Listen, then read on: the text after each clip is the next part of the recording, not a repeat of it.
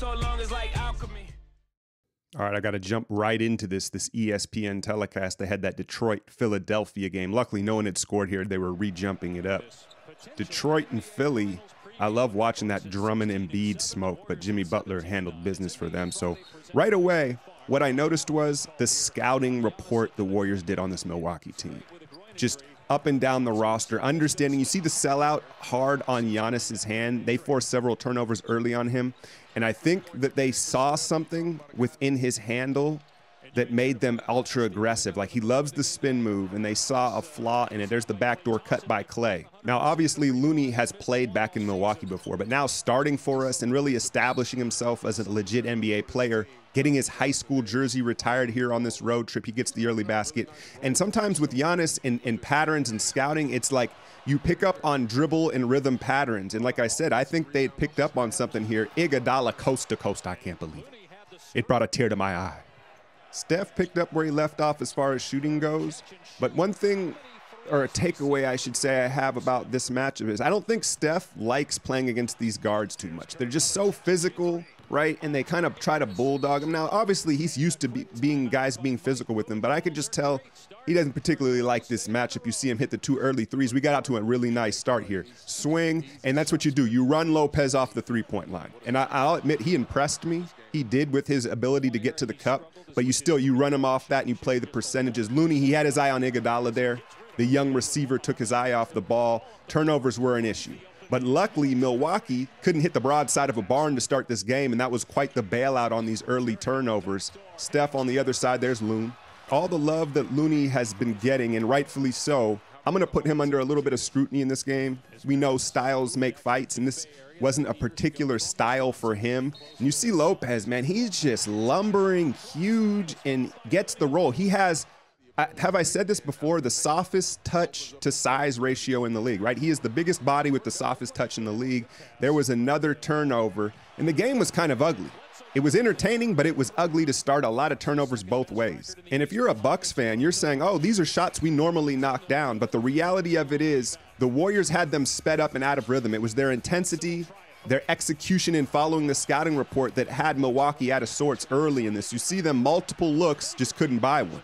I think KD has the most underrated crossover in the league. Watch this. The hanging snap, and then he gets Bell to finish along the baseline.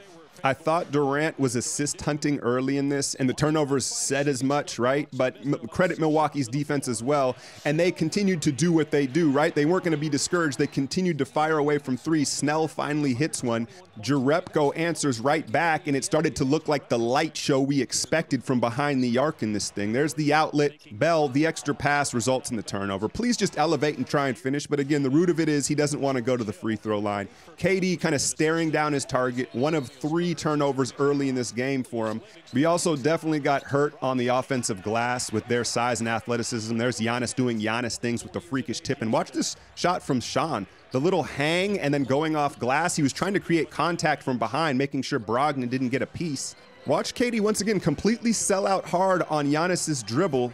What I think they were trying to do is they know he's going to spin. They were trying to get him to spin before he wanted to, and then he would have to pick the ball up further out and not be able to get to his spots. There's another one. Some of them were boneheaded, but most of them were out of aggression.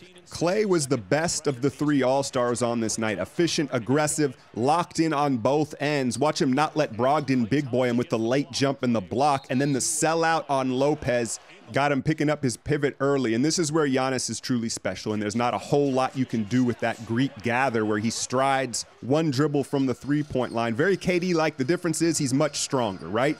Alfonso McKinney is the rare athlete that looks like he's turned himself into a shooter. Like, when you can do that at his size, he's going to have an NBA career, man. He's flat out going to have an NBA career. Look at him get off balance and then find Looney at the front of the rim. I have to say, I enjoyed Chauncey Billups calling the game over Mark Jackson. A little dry, but still better. Now, Bledsoe, he takes a glance here at Giannis, and then he proceeds to flip this up off the backboard. And Chauncey was like, yo, he was shooting that. I disagree. I think he knew exactly what Giannis was going to do if he could get it up high off the glass. Shout out Thomas. There's the elevator screen, the reemergence of that. Klay knocks that down. He loves that. He's one of the rare shooters that can head straight up, turn around, and knock it down. Now, it was Bledsoe who hit a couple big threes here when we were threatening to pull away in this game. more back and forth slop here, but it was not exactly the vote of confidence from the Bucks when they went and got another point guard, right, from Bledsoe. But I thought he had a decent game, and then finally we get to see that Thon Maker with 2 hands. What is this, his 3rd season? I must say, I thought he'd be a little further along at this point. You saw him in his rookie year, and you're like, oh, this kid's going to play, right? Jerebko, I said one of my keys to the game was him hitting 3 balls, and he did exactly that. But not only that, I got to forewarn you, never in my life have I shown this many taking charge highlights, but it was a story in this game, and Jerebko led the way. Here's Steph. Watch Bledsoe. He just stays attached. He's physical. He's longer than you think. And he tends to bother Steph in their matchups. Here we go, Iguodala with them Viagra legs out in transition. And Durant, I had just praised him for his passing accuracy the other night, right? But not only was he late with his passes, but he was inaccurate. 7 turnovers on the night. Lopez rumbling and tumbling to the rim.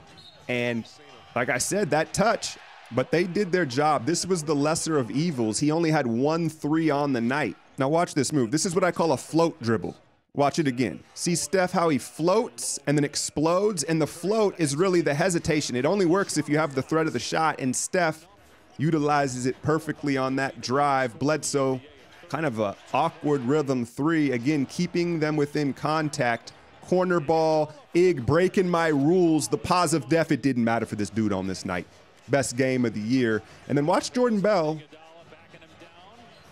commit to the double, right? I don't like the little halfway step, and he fully commits and he gets rewarded with the block. And then KD, who had been struggling, right? No field goals. That was an absolute chuckage, but I thought he kind of kept that in check despite his struggles. Another inaccurate pass to the corner. But let's talk a little bit about Looney and the next step for him in his game right here. This crab dribble, that stuff right there, you can't do that against athletic shot blockers. So the next phase for him is some sort of quick flip shot. We've talked about it a bit in the past, but it really showed in this game, right? That should have been a left-handed flip off the glass, and it would have been a goaltend on Giannis.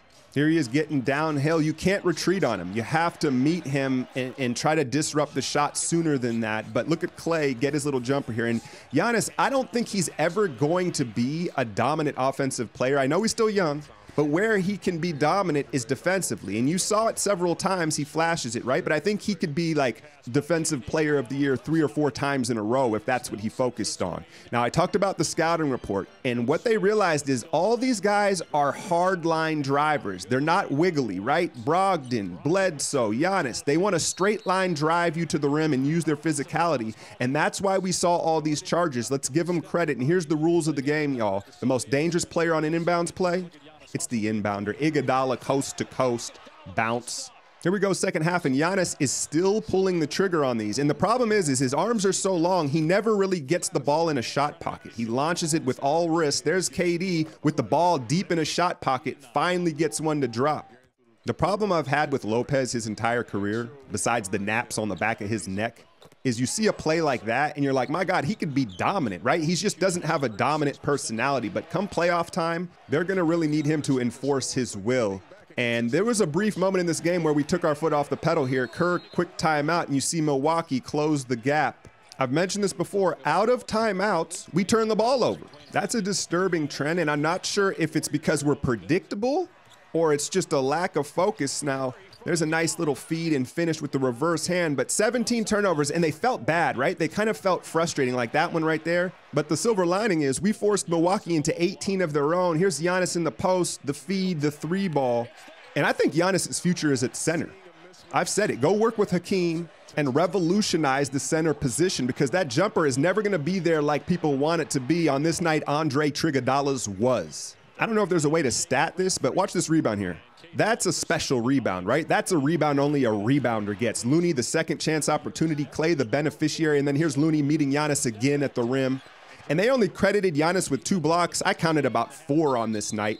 Steph takes another charge, this time on Bledsoe, and he's just playing that game. Like, look, man, you want to try to punk me with your physicality, you're going to pay a price as well. Extra pass, patience, and the biggity bounce. Clearly his best game of the year. Am I right? Am I right? Am I right? Am I right? Am I right? Shout out Fire Marshal Bill. Now watch Klay stunt. Look at this help defense. He stunts at Covington and then gets over to Lopez, who is 1 of 6 from downtown. And I just thought they contested threes perfectly. Looney again. Now you say jump into the shot blocker, but the thing is, you got to close the distance on the ground. If you jump from a distance, that's really going to make it tough. And to be fair, yes, he's going up against the Greek Freak. but I just thought Looney probably learned himself some things around the basket against this shot blocking team. Bell, just too predictable. He had made his mind up what he wanted to do before he caught it, and it results in a turnover. But he didn't hang his head. He hustled back and got us the ball back. Maybe the most impressive thing about this game was both Steph and obviously KD were kind of off, right? But we still seemed to be in control for the majority of this game. And then you know who does you know what? Another charge call. That one probably suspect. And this is the action where Looney's been getting looks at the rim, but Jerebko pops instead of rolls and gets the ultimate roll in the corner. Styles make fights. Ilyasova, who's usually much more impactful for them, cracks Bell in the face. And let's face it, this dude eats horse meat for breakfast. Ilyasova is not one you want to tango with. And Bell, another offensive foul drawn. Boothosen.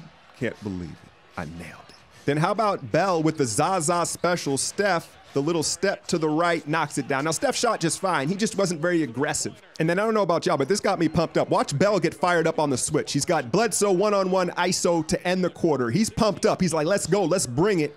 And then, well, look at the youngster learning. He didn't want to pick up the cheap foul. He challenged and then retracted late to ensure he didn't pick up a cheap one going into the fourth. Here's how you play defense. Close out, switch your hips, cut it off, help, get back, contest.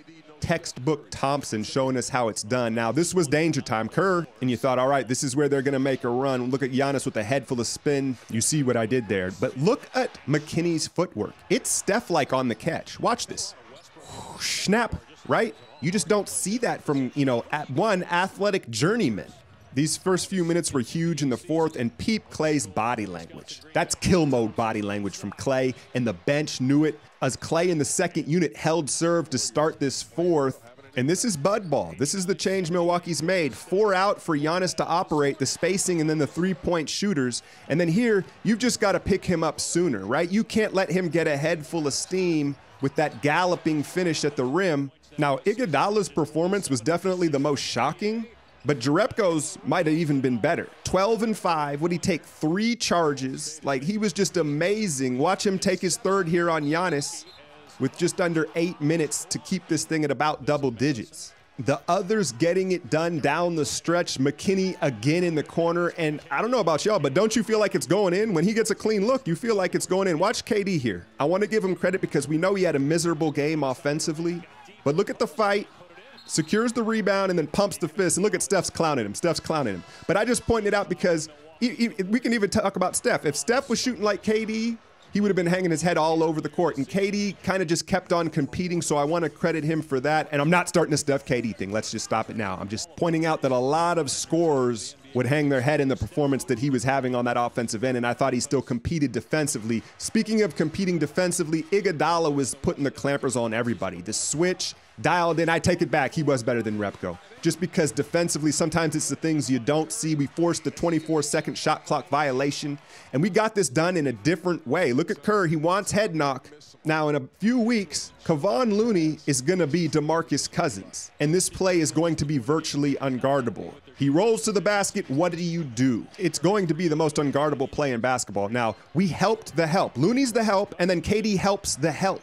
And that, in a nutshell, was what made our defense so special on this night in Milwaukee. And then I loved this. This is what you do to Giannis. You've got to pick him up full court. Now, it didn't necessarily work out for KD right there, but you can't let him come barreling down the court late in games. You've got to pick him up if it's 1 or 2 guys and take it out of his hands. And then I'm not going to lie, I cursed at Looney when he didn't take this shot.